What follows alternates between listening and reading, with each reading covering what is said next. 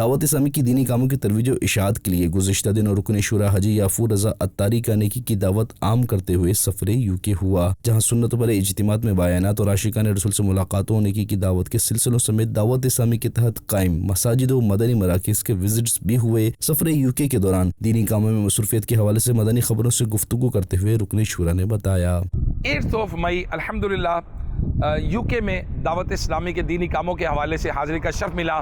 الحمدللہ مختلف مساجد میں اجتماعات کا سلسلہ ہوا، مدنی مشورے ہوئے، عاشقان رسول سے ملاقات ہوئی، اور الحمدللہ عز و جل آج ہمارا سفر پورا ہوا۔ اس سفر میں دعوت اسلامی کا بالخصوص جو اسٹرکچر ہے، جن میں وارڈ نگران ہیں، بورو نگران ہیں، کاؤنٹی نگران ہیں، ان کے تقرر پر بات ہوئی، مختلف شعبہ جات پر تقرر کی بات ہوئی، اور الحمدللہ جامعۃ المدینہ، مدرسۃ المدینہ، مختلف ڈپارٹمنٹ کے عاشقان رسول سے ملاقات ہوئی۔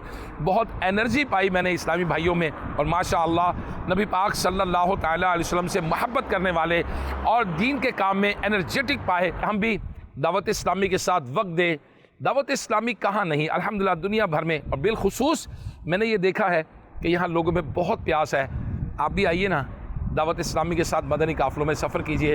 انہوں نے مساجد بنائی ہیں، انہوں نے مدارس قائم کیے ہیں، انہوں نے سکولنگ سسٹم قائم کیا ہے، فیونرل سروس قائم کی ہے، اور دعوت اسلامی کے لیے انگلش چینل ہے، اور بہت کچھ انہوں نے اپنی کمیونٹی کے لیے عاشقان رسول نے، یوکے کے اسلامی بھائیوں نے کوشش کی ہے۔ دوسری جانب یوکے میں دینی کاموں کی ترویج کے بعد رکن شورا لاہور پنجاب کے ایئرپورٹ پہنچے، جہاں ذمہ داران و عاشقان رسول نے انہیں خوش آمدید کہا اور ملاقات کی سعادت بھی پائی۔ دعوت اسلامی ہے، یہ دعوت اسلامی ہے۔ اس موقع پر رکن شورا حاجی یافور رضا عطاری کا مدنی خبروں سے گفتگو کرتے ہوئے کہنا تھا کہ ہم ہیں اس وقت لاہور انٹرنیشنل ایئرپورٹ پر، یہیں سے روانگی ہوئی تھی۔ الحمدللہ انگلینڈ کے سفر پر یوکے میں رہے، اور یوکے سے واپسی پہ پھر مختلف ملکوں سے ہوتے ہوئے الحمدللہ ابھی لاہور آمد ہوئی ہے۔ اللہ تعالیٰ سفر کو قبول فرمائے، اور دنیا اور آخرت میں دونوں جہانوں میں بھلائیوں برکتوں کا سبب بنا ہے۔ ناظرین، آپ بھی دعوت اسلامی کے دینی کاموں میں حصہ لیتے ہوئے دین متین کی خدمت کرتے رہیے۔